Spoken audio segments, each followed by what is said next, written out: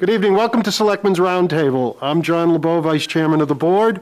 With me are the other members of the board, Chairman John Samia, Clerk Mo DiPaolo, members Beth Cassavant and Teresa Flynn. I don't think we've ever done a Selectmen's Roundtable in the Selectmen's room before, so at least I'm a little off on where I'm supposed to be looking all the time. But something else we're going to do a little differently today. Normally, it's just the five of us speaking. But certainly, over the course of the past several years, and before COVID, as well as during and to some degree after, there have been a lot of concerns about water quality in the town. There's been concerns about brown water. There's been concerns about certain substances that have been either found in the water or that we're looking out for in the water. So we just thought this would be an ideal opportunity to provide a bit of an update to the members of the community in a slightly different fashion than we do it in our formal meetings. So with that, sitting at the table are three gentlemen who are going to help us with that. We have the Director of Public Works, Jeff Howland, Water Superintendent Dan Rowley, and then our long-standing consultant relative to water is the firm of Tata and Howard, and we have Paul Howard with us as well this evening. So first of all, thank you so much for joining us tonight. And certainly a big item that's out into the press lately, actually I'm dealing with it a lot in my work, is these polyfluorinated substances commonly known as PFAS and PFAS. We also have another chemical, hexchrome, that we've been looking at. So I'm wondering if you could talk about the work that we've been doing relative, we've got some pilot programs that we've done or are doing, and just to give a quick highlight of where we stand with all that. I don't know who's going to begin, so I'll just flip it to all three of you. Well, I'll start with, let's start with the Hexavalent Chromium. That was a pilot study that we conducted during last fall as COVID was going on with a company from, I believe, South Carolina, Adage. They brought in equipment into the water treatment plant. And when we talk about piloting, just so folks know, that's essentially bringing in small filtration equipment that is designed to function the same as large scale equipment would. So we're able to test those different technologies before we make a major investment. So we piloted two different technologies from Adage for hexchrome. Their Biota, which was a biological process that is proprietary to them, and then an ion exchange program. They were both effective, and it's a matter of where in the filtration process we would want to process that. Paul, I didn't know if you wanted to add some details on what we saw. Yes, we ended up having to, because when we did the first phase of the hexavalent chromium study, we weren't finding it in the water that we were using to pump to the pilot unit. So under this stage of it, we actually spiked the water with hexavalent chromium so that we could judge what treatment system, how it was working, and how it was performing over the period of the study. And as Dan mentioned, there was we looked at a two-stage biological treatment process. That treated the water very well, but the costs for that were, I think we estimated around $14 million for that treatment. And then we looked at the ion exchange units. So what we thought of that we could use the ion exchange units at and only treat wells that had the hexchrome in it versus the biological unit that would be done after the existing biological treatment plant that treats iron and manganese. And so that would have to treat the entire flow from the home farm, Sewell, and Wells Field, which was about 7 million gallons a day.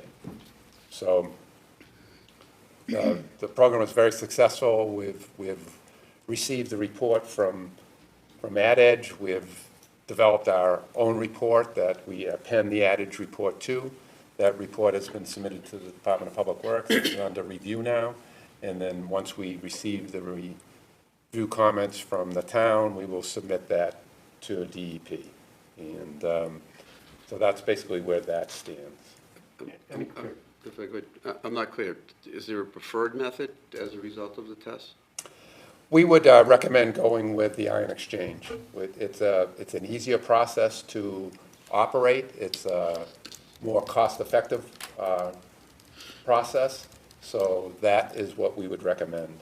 But our recommendation at this time was to continue monitoring the wells at the home farm. The levels that we're seeing today, we feel doesn't warrant to go forward with the treatment. And we have a treatment process that we know works, and if we start seeing those levels increase at the home farm, then we would recommend instituting the treatment, but not at this time. So it's ion exchange, right? Ion exchange. The way I heard ion exchange first, and that didn't No, sound right. I-O-N. So is that a lot less expensive to do? Because I heard the biological was 14 million. I believe that it was. Just roughly. We have it in the report. 7.7 million for the ion exchange, 14.1 million for the biological process. Also, and I'll ask the representatives of the town, I mean, that Paul mentioned that the report was issued and it's been from the consultant and now it's been appended to our report. Where can folks learn to access this information if they want to see it? We have it posted up somewhere? So the report is about 1,000 pages. And so we have just received them with vacations. We haven't had a chance to just internally digest that. And we haven't posted it to our website. What I would envision is once we have a chance to read that, review it as a group, we would come back to the board in a formal setting with a presentation to talk about the report and what was seen and a little bit more. And then from there, we could put it on the website. Yeah, it's in draft form now until we receive the comments from the town, and we'll incorporate any comments from the town into the report and submit that report to the Department But there is, Environmental Protection. yeah, but there is a lot of information from the annual water quality report that you have online, and even following up from, I think, 2019 at town meeting when we had the citizens petition regarding information on Hexchrome. We've been continuously updating the website to provide information to members of the town. So there's a lot of information There is a lot of on the information. website that's in pretty easy to read format. I think the annual water quality report's only 12 or 13 pages. It's not long, and a lot of graphs and numbers that are there to talk about the ranges, whether it's the parts per billion of Hexchrome or parts per trillion, I think, for PFAS. But there's a lot of information that anyone watching this show can go check out. Terrific. I don't think there's anything else right now about Hexchrome. What can we speak to about PFAS? Okay, so PFAS, we started testing for in a voluntary program through Mass DEP in the summer of 2019, at which point we did detect it at low levels. We were at average of 13.56 parts per trillion or nanograms per liter. And from there, we continue to monitor on a voluntary basis to just understand levels and to see where it was appearing in our wells. Unfortunately, it is in all of our wells at low levels, with the Sewell Street well being the highest. In October of 2020, Mass DEP developed a Massachusetts maximum contaminant level for the 6 PFAS compounds that they had been researching, and they implemented an MCL for that of 20 parts per trillion for the sum of those 3 compounds. So in the spring of 2021, as we continued to sample, we were in the 15 parts per trillion range. We've always been below 20 for our blended water, which is all of our sources together. They blend and then they go out to Shrewsbury. So Shrewsbury customers, they all get the same water. It all goes from the treatment plant out to the distribution system. That is one question I do get from time to time is, where does my water come from? Well, there's 8 gravel-packed wells. They're blended at the treatment plant process, and then everybody gets water from the plant. And with that level of PFAS, we've been required to test on a monthly basis of our finished blend.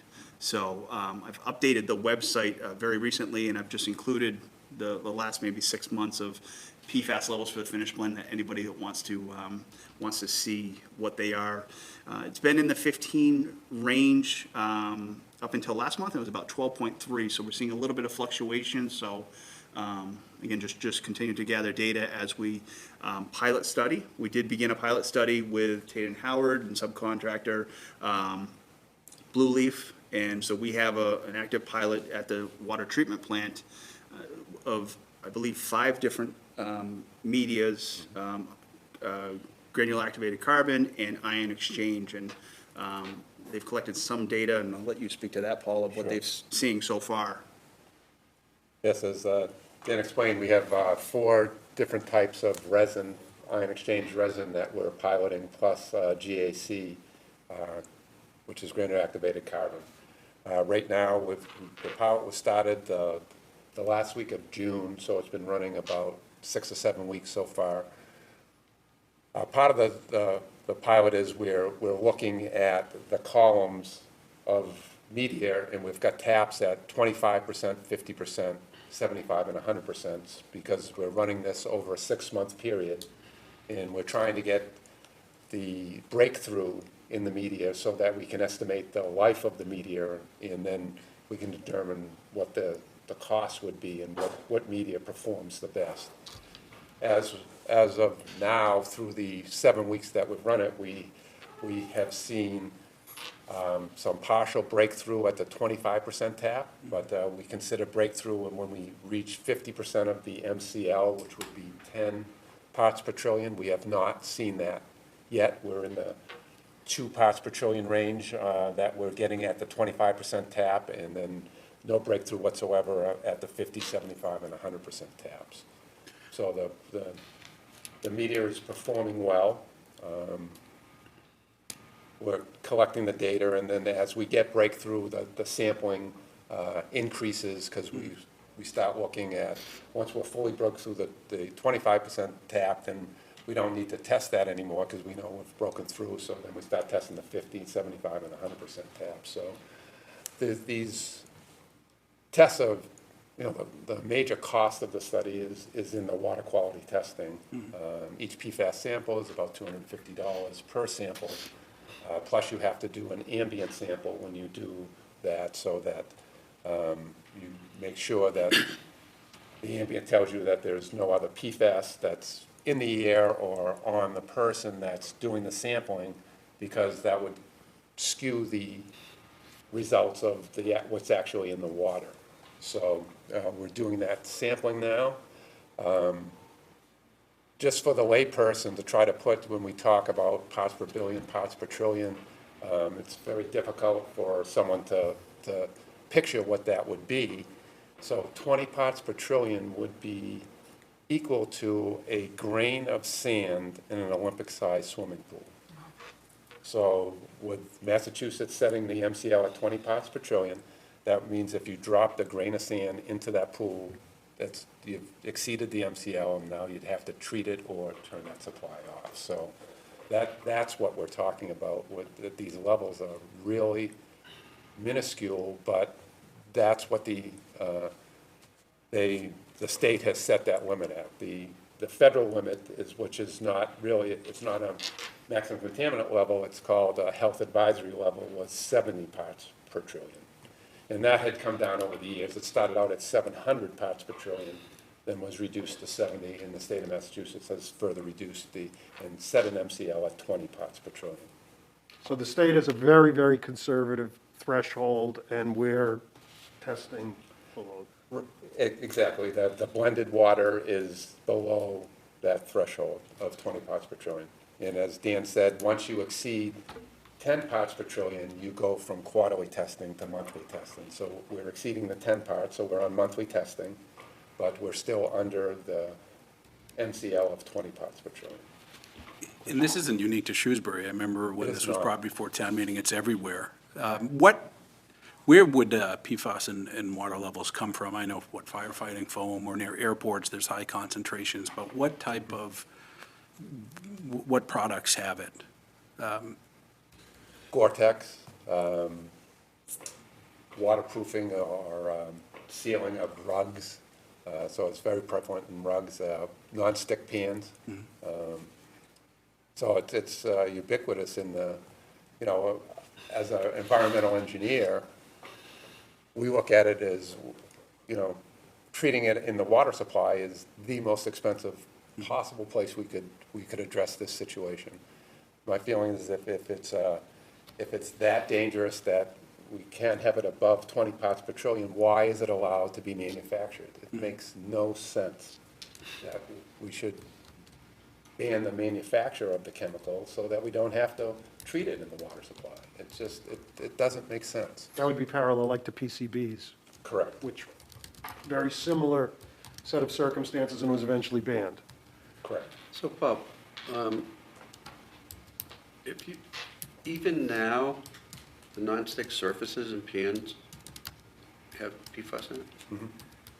So I would imagine just from using that, even with a nylon spatula, you release.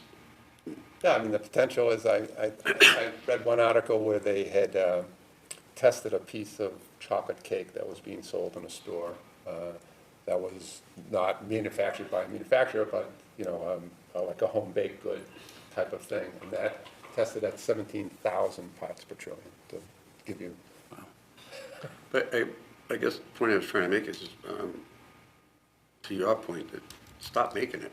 I mean, if it's that dangerous, why, that doesn't make any sense, but. And we're only regulating in Massachusetts, as Dan explained, you know, PFAS 6, so it's 6 compounds out of, you know, they're saying potentially there are 5,000 PFAS compounds. But isn't the problem now that this stuff has been out there, and so it's leaching into the water systems, groundwater, wherever, everywhere?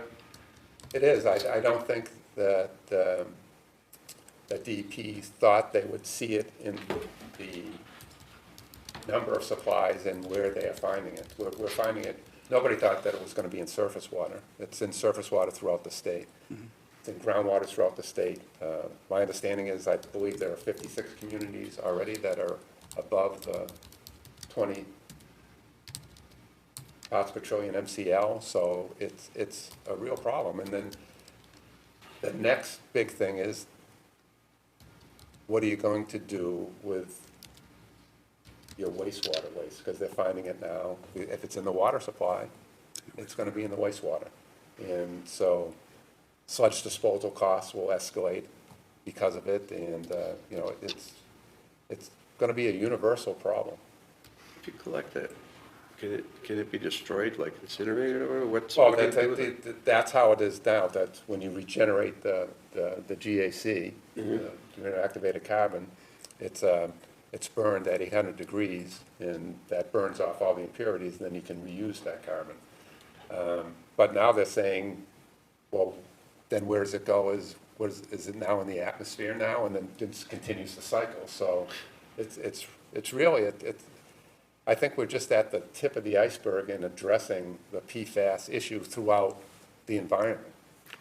Okay, we have a very ambitious agenda, and we do these things taped live, and Liz in the control room, I forgot to note exactly when we started. I'm planning on, I think we should be done at 6:42. If I'm wrong, you've got to come whisper in my ear. The next item on the agenda is unidirectional flushing. So this, I think, ties into the manganese problem, the dirty water problem, which, you know, in the grand scheme of things, I think we can demonstrate to people that it's more of an aesthetic, and we're not denying it's a very large aesthetic. Nobody wants brown water coming out of their tap.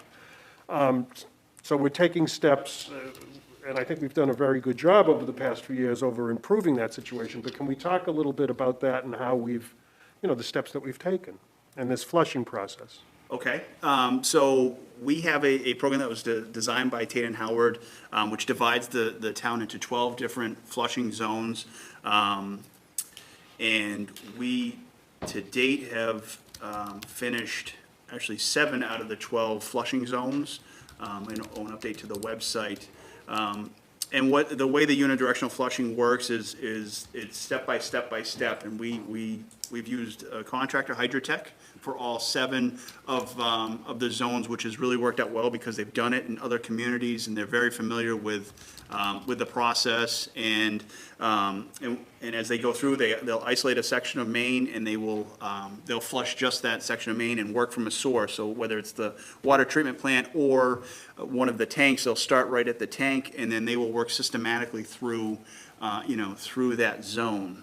So, and it's obviously worked well for water quality, just seeing, the effectiveness of the flushing as I've been out there with the crews. We've also seen it in a reduction in calls, and we certainly still do have calls from time to time. We're a major system with 207 miles of main, but we've definitely have seen a reduction in the general calls. But also, we've noticed it, we've had a few water main breaks. We had a pretty significant one on Oak Street over the summertime. And, as we brought the system back online, we really didn't have any issues with customers. So I think that really is good. Anytime we disrupt the system, it seems to have reduced the number of calls. Some of the things that we've learned is working with the plan that Tate and Howard developed. It was really well laid out. They're working off of our old records. So as the contractor has gone through, they've made notes, and we've kept track of those notes, and we'll go back. And so the next time we go through this, it will hopefully be quicker. We found hydrants that have malfunctioned. So in the hydrant, there's a drain. So when you close it, well, sometimes that drain will stay open, and what will happen is water will actually, blow out the side of the ground around the hydrant. So we've been able to identify that before, obviously you need the hydrant. We found gates that have been closed in a few different areas in town. You say gates, you mean underground, right? Yeah, so the water gate is part in the water system that, there's a few pieces of pipe that go to it, and it's a shut-off. So we had one on South Quincy, a pretty large main that was off. We had one in another development that was buried. And so, the contractor's gone through and identified, because if you isolate the main, rather than just flushing and opening up any random hydrant, it's isolated. So if you don't get water on the other side of where you're working, then it's a really good indicator. So, I found a number of issues that way. So it's been effective. And so we were hoping to bring the next 5 zones in-house with the addition of a few people at this fiscal year. But our recruitment efforts have been a little slow with, just the hiring environment. So we're going to put out a small contract for a few zones this fall. And then the goal is by the end of the spring next year to be through all 12 zones. So we talked a lot when you presented about valves and anticipated failure of valves because our valves hadn't been exercised. And I remember there was a concern that up to 20% would fail, and there was a pretty big price tag to that. If I remember, though, in subsequent conversations or presentations, that it was far less than that. How did you find the system overall as you were finding some valves, I think, were embedded in asphalt or below, or how did that resolve? Overall, we found, a handful that didn't work, but in general, they were good. They needed to be cleaned. So the contractor had a vacuum and cleaned and exercised, but we didn't see the 20%. Maybe. Yeah, we maybe fixed 10. Yeah, That's great. 10 units, not 10%. No, 10 total valves. Yeah. Or in that, it was very small. Okay, so we should, with the treatment plant, not introducing any new manganese, the unidirectional flushing, we're taking out what was in the system, and then we will do this as a routine maintenance practice from now on? I would envision us doing this every spring and fall, from this point forward, just as a good maintenance practice. And it will take us, the second time we'll go faster and it will get a little faster each time, but it is a big system. So, we'll plan to do it every spring and fall as the weather allows us to. It gets faster and better every time, and you see a vast improvement. Okay, we're going to jump to another item, unaccounted for water. Essentially, we have a giant meter where we put the water out to the community, and that should tie in to some degree to everybody's water meters. We discount for water main breaks, use of fire hydrants, but still, we have water that we haven't been able to reconcile for quite some time, and that's been an ongoing project. This affects our permit with DEP. Could we talk a little bit about what we're doing in that regard? Sure. So we came to the board maybe 6 weeks ago about 105 accounts that we were having some challenges getting in touch with, and we've developed a program to get out to those folks and do some additional outreach. We had hoped to start that in the beginning of August. We've had to hold back a little bit because we ran into some supply chain issues with our ERTs, which ERTs are the electronic device that goes with the meter that transmits the signal for us to read it. So we've been able to get those in, and so we'll be getting those notices out to folks and to really get those 105 accounts, properly metered.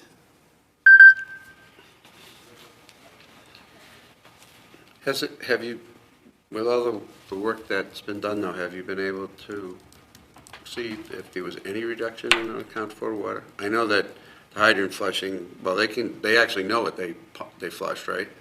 But did it nudge at all?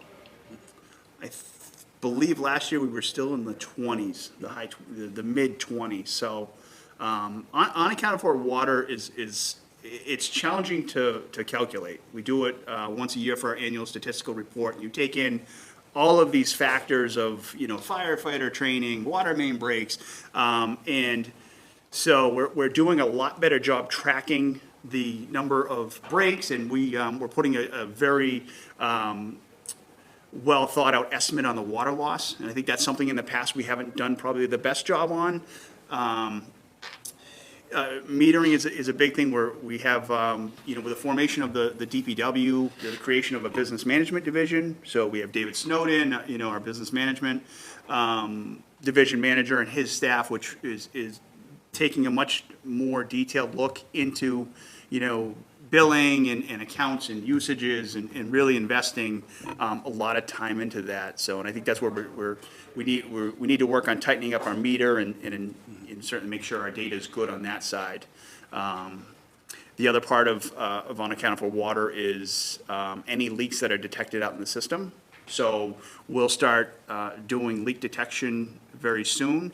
All of these hydrants that we've used for unidirectional flushing, I had a contractor, I was talking with and said, that toilet that's in your house leaking and just draining out, well, these hydrants that aren't shutting properly, that's doing that for our system. So we're working with a company to do a real detailed look at leak detection, where we're gonna actually break the town out into the different pressure zones and go, and rather than just say, hey, leak detect the whole town and it's really a big project, we're gonna do it in smaller sections to better understand, so that where these leaks are, and so somebody invests a little bit more time into, just looking for these different issues.